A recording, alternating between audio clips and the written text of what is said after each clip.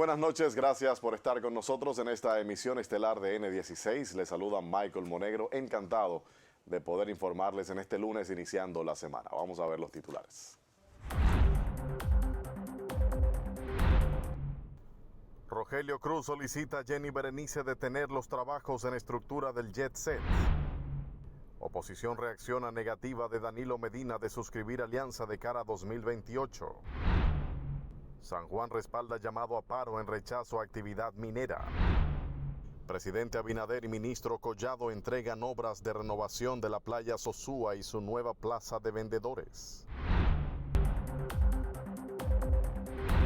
Entre relatos marcados por el dolor, la incertidumbre y la búsqueda de justicia, continuaron este lunes los testimonios de las víctimas de la audiencia preliminar contra los hermanos Espaillat, vinculados al colapso del techo de la discoteca Jet Set, un hecho que dejó profundas secuelas físicas y emocionales en decenas de afectados. Melania Costa con la historia. En la mañana se le volvía a informar que el plafón no se había cambiado de la piedra que le estaban cayendo. Pero ¿qué pasa? Muchas veces cuando yo le reclamaba a él lo que me decía a mí que yo no tenía discoteca. Con testimonios cargados de dolor e impotencia, familiares de las víctimas del derrumbe del techo de la discoteca Jet Set continuaron este lunes sus declaraciones ante la audiencia preliminar contra los hermanos Espaillat en un proceso judicial que mantiene la atención pública. Y quité los pedazos que habían para que no le fuera a caer a alguien. Y le mandamos los videos, le mandamos la foto, le mandamos una y otra vez los problemas de la discoteca, del Jet Set. Pero usted sabe por qué no se resolvieron, porque él no encontró a alguien que se lo hiciera por intercambio, porque no le gustaba pagar, le gustaba resolver por intercambio. Entonces que no le digan al pueblo y no le den al pueblo más dolor de lo que está pasando. Durante la jornada, padres, hermanos y otros allegados narraron ante el tribunal el impacto que ha tenido la tragedia en sus vidas, describiendo no solo la pérdida de sus seres queridos, sino también las secuelas emocionales que aún enfrentan. Algunos coincidieron en señalar que, desde el suceso, sus familias no han podido recuperar la normalidad. Las pruebas que se han presentado, evidentemente que conducen a un homicidio voluntario. Esos niños preguntan hoy por sus padres. Y decirle no solamente que no están, sino decirle que parece difícil que su proceso sea llevado a cabo con dignidad, que este país le va a brindar las justicias que merecen, que no tenemos que exigir, porque el pueblo la necesita.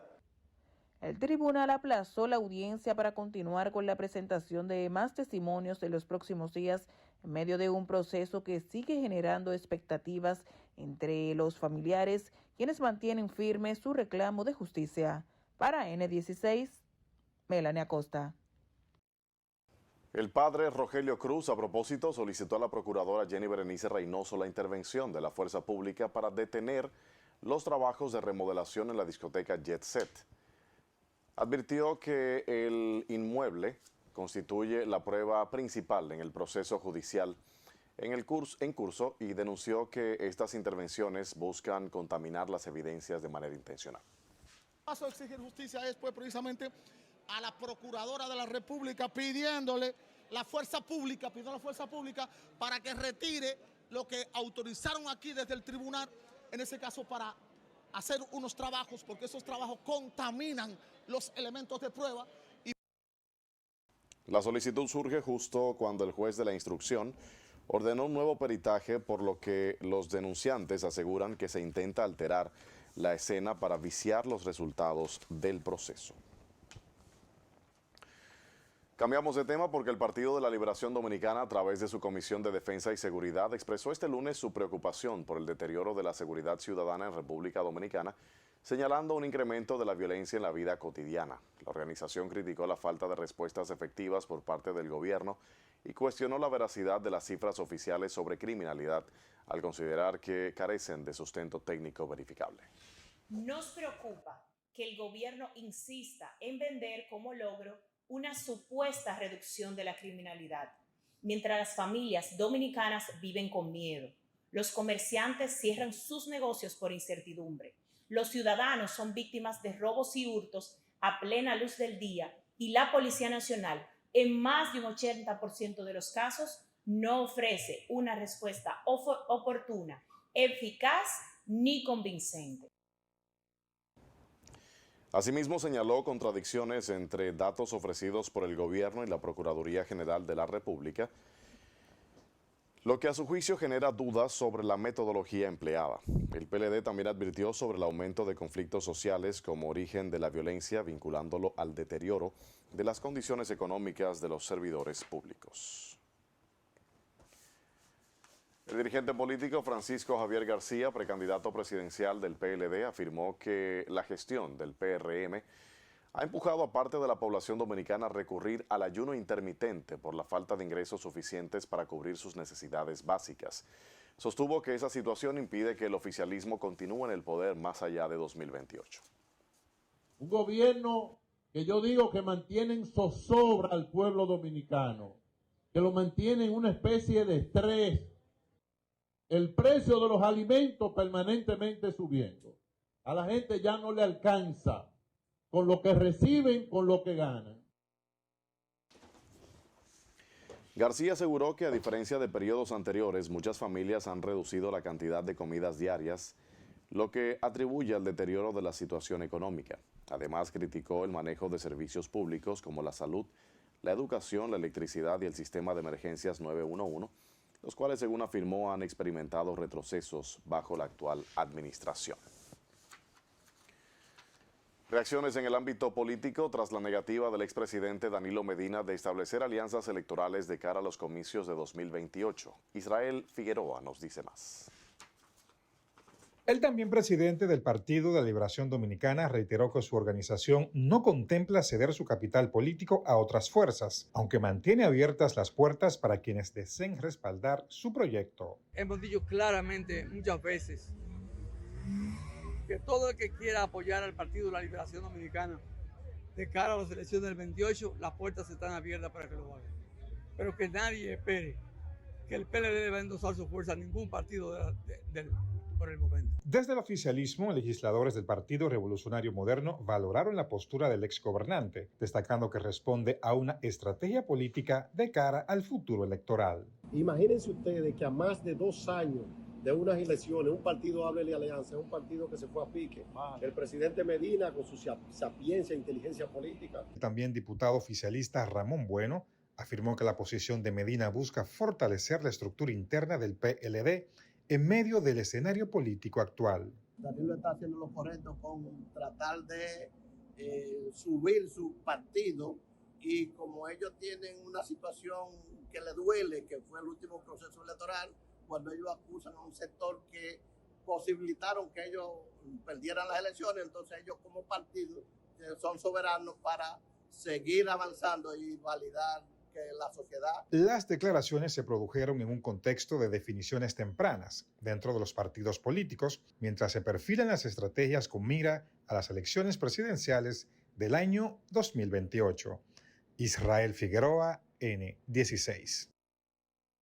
Más adelante, presidente Abinader y David Collado entregan obras de renovación en la playa Sosúa.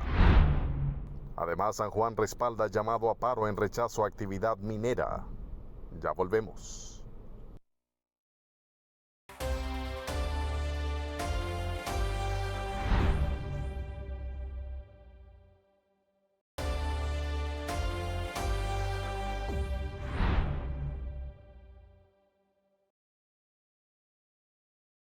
Iniciamos este bloque de noticias en la provincia de San Juan, que amaneció este lunes paralizada en respuesta a un llamado a huelga general de 24 horas por parte del movimiento del Suroeste Unido por el Agua y la Vida, en rechazo a la compañía canadiense Gold Quest que explote una mina de oro en la cordillera central. Noemí Vicioso nos cuenta más.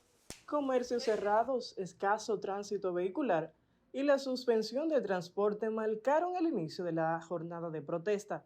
Los convocantes aseguran que su principal preocupación es el impacto ambiental que podría generar la actividad minera en la zona. Los manifestantes advierten que la explotación minera pondría en riesgo los recursos hídricos de la provincia, considerados la base de su economía agrícola y sustento de miles de familias. Aunque el paro fue anunciado como pacífico hasta las 6 de la mañana. Si nosotros permitimos que la explotación minera se haga aquí en nuestra provincia, ya no seremos el granero del sur. Lamentablemente se van a contaminar nuestras aguas, principalmente el río San Juan.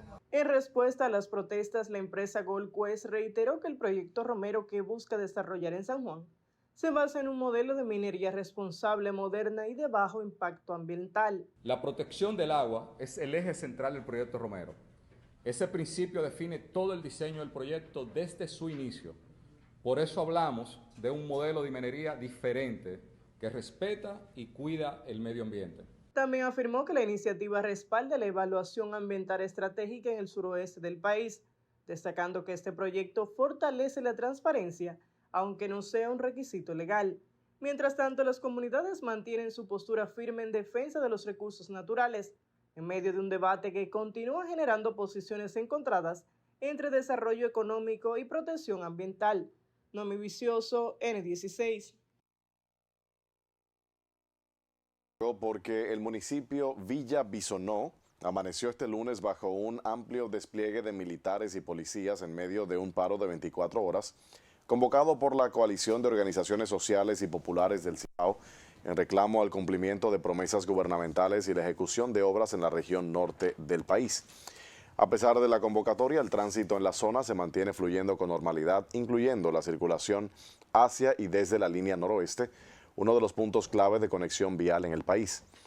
La jornada de protesta, iniciada a las 6 de la mañana de este lunes, se extenderá hasta el martes 28 de abril e incluye movilizaciones en localidades como San Francisco de Macorís, Moca, Canca la Reina, Licey al Medio y el propio municipio Navarrete.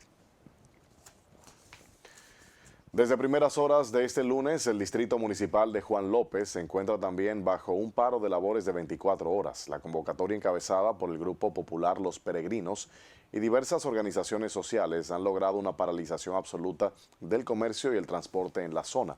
Además de las demandas generales de infraestructura, la motivación principal de esta protesta es el rechazo contundente al cierre del cruce de Cheros.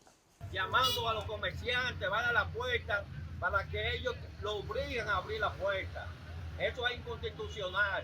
Cada ciudadano tiene derecho a protestar como lo permite la Constitución. Aquí no es una dictadura.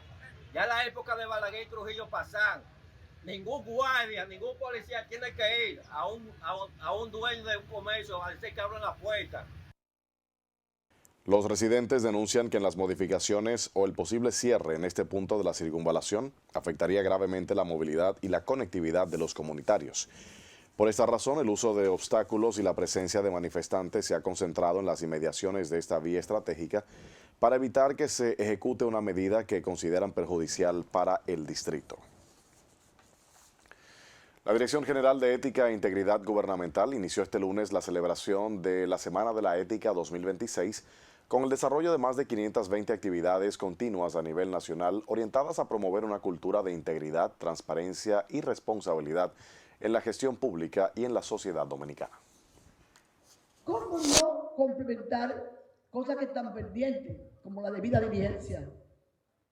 Hacerla hoy aquí, presentarla, comenzar a denunciarla, porque toda medida necesita ser conocida, explicada, enseñada y decirle al ministro, usted es el rector de esa materia y nosotros lo vamos a acompañar. Evidentemente ha sido experiencia de todos nosotros que en los últimos años se ha podido experimentar no solamente en la República Dominicana, sino en todo el planeta.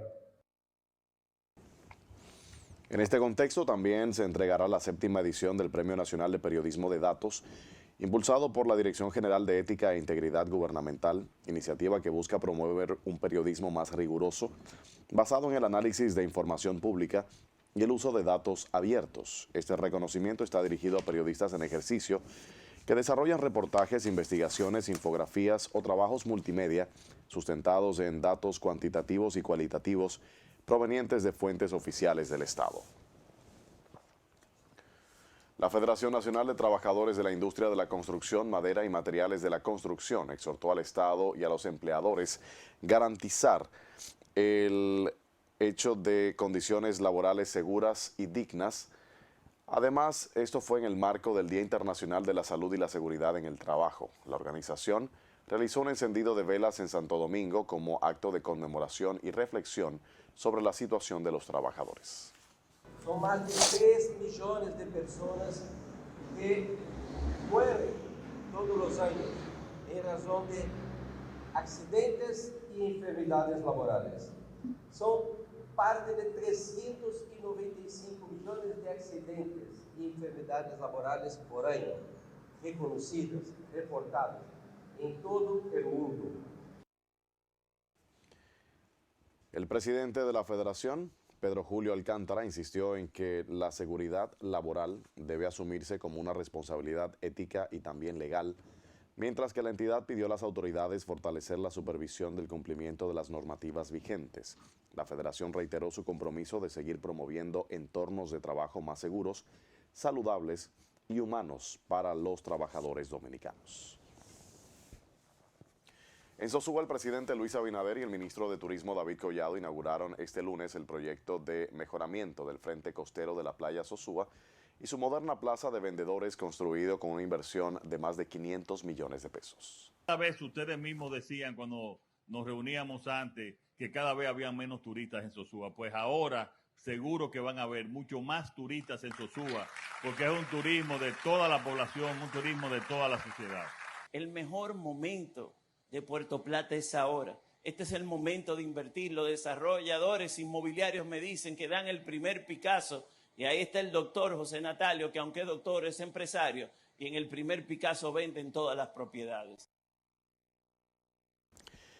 La oferta comercial se compone de 57 unidades especializadas en la preparación y expendio de alimentos, 16 locales para la venta de artesanía y artículos de regalo, 2 bares y 4 kioscos comerciales de menor escala.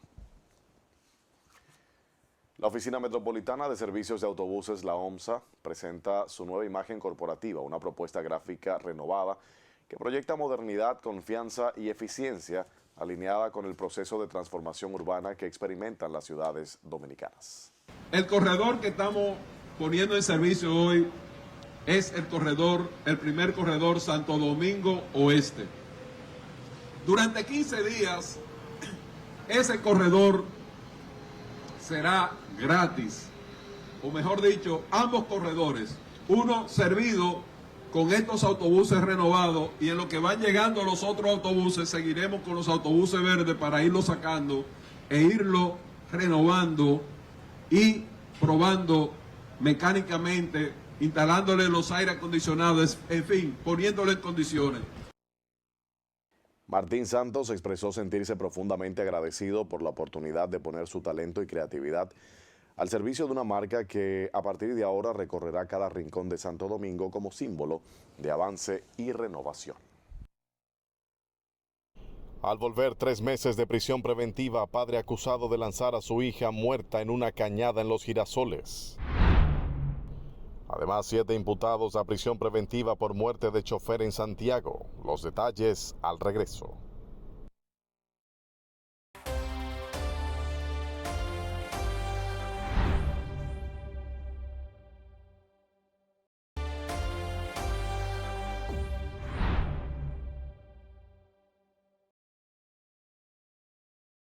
Iniciamos este bloque de noticias en los tribunales porque la jueza Lisa Veras dictó 3 meses de prisión preventiva contra Rosy Alfredo Mota Almonte, imputado por la muerte de su hija de 1 año, cuyo cuerpo fue encontrado dentro de una mochila en una cañada en el sector Los Girasoles. De que el ciudadano Rosy Alfredo Almonte tiene vinculación con los hechos del fallecimiento de su hija.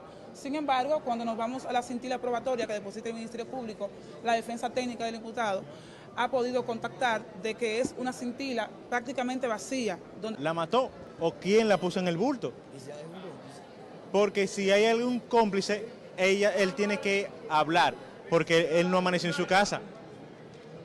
Eso es lo que estipula la madre, que diga dónde él amaneció y que diga quién escondió a la niña ahí en el bulto. Tras el hecho, siempre según la acusación, el hombre regresó a la comunidad y notificó a vecinos que la niña estaba desaparecida, lo que motivó una búsqueda en la zona. Horas después, el cuerpo fue localizado en el referido afluente. Seguimos en la justicia porque el tribunal, la Oficina Judicial de Servicios de Atención Permanente de Santiago, dictó 3 meses de prisión preventiva contra los 7 implicados en la muerte de David Carlos Abreu Quesada, el chofer del camión recolector de desechos sólidos perseguido y agredido por un grupo de motoristas en el Palacio de Justicia de esa ciudad. El tribunal dispuso el cumplimiento de la medida de coerción en los centros de corrección y rehabilitación ubicados en Santiago, La Vega y Moca, siendo estos Rafael Hombres, El Pinito y La Isleta respectivamente. Los imputados son Adoni Antonio Ureña Ventura, Andrés Monclús González, Carlos Andrés Roa Morán, Miguel García Balbuena, Joan Fri Joel Núñez, Juan Carlos Soto Ortiz y Kevin Francisco Metz Cruz. Tanto los abogados de los imputados como el defensor legal de la familia de David expresaron su conformidad con la medida impuesta por el tribunal, entendiendo que es la adecuada en esta fase inicial de investigación de acuerdo a los hechos que se le imputan. Tras la pausa en las internacionales, sospechoso de disparar en gala de medios es imputado por intento de asesinato de Trump. En los deportes, el veterano Mark Scherzer pasa a la lista de lesionados. No le cambie.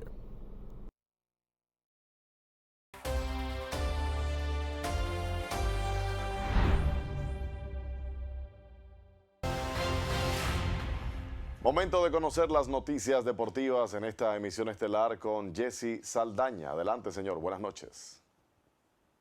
Hola, ¿qué tal, amigos de Noticias 16? Gracias por la sintonía. Soy Jesse Saldaña y para mí es un placer darles lo mejor del deporte en Noticias 16. Ya salió el novato del año de la NBA, rapidito, y es Cooper Flapp, el jugador de los Dallas Mavericks, que fue el primer pick del draft del año pasado y que automáticamente ya ganó el novato del año, superando a Con Nupel en una reñida votación. Villascom quedó de tercer lugar, así que esta temporada de la NBA promedió 21 puntos, 6.7 rebotes y 4.5 asistencias. Así que felicidades para este jugador. Cooper Flapp ya prácticamente falta el MVP, el ejecutivo del año, y para ya definitivamente completar los premios del mejor baloncesto del mundo, el de la NBA. Ahora sí, vamos a hablar de que en el día de hoy fue entregado el pabellón de voleibol, el pabellón de prácticas. Ese pabellón está justamente al lado del Palacio del Voleibol, profesor Yoriver Arias. Así que el ministro de Vivienda, Hábitat y Edificaciones, Víctor Ito Bisonó, inauguró el pabellón de prácticas de voleibol en el Centro Olímpico Juan Pablo Duarte como parte de las obras deportivas que impulsa el gobierno de cara a los Juegos Centroamericanos y del Caribe Santo Domingo 2026. Estamos ya en la ruta crítica próximamente, señores, y según hay rumores por ahí de que estos Juegos Centroamericanos y del Caribe serán transmitidos de manera oficial por RTVD, el canal público. Así que el titular del MIBET hizo entrega de este pabellón al ministro de Deportes, al Comité Organizador de los Juegos Centroamericanos y al Comité Olímpico Dominicano, entidades que velarán por su correcto mantenimiento para que estas instalaciones continúen siendo utilizadas en eventos deportivos nacionales e internacionales.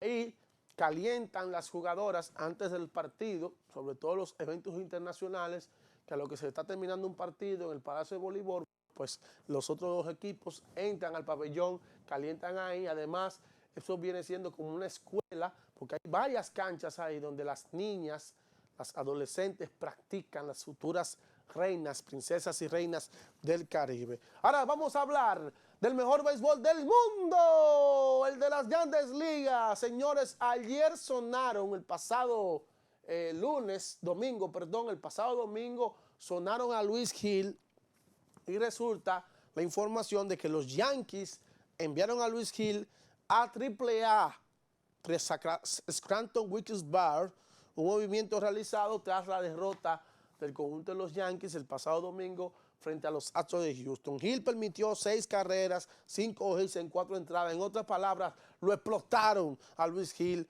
el pasado domingo, incluyendo un par de jonrones de 2 carreras. Y el derecho de 27 años ha tenido problemas en sus últimas 2 salidas al permitir 6 carreras limpias en 10 entradas y 1/3.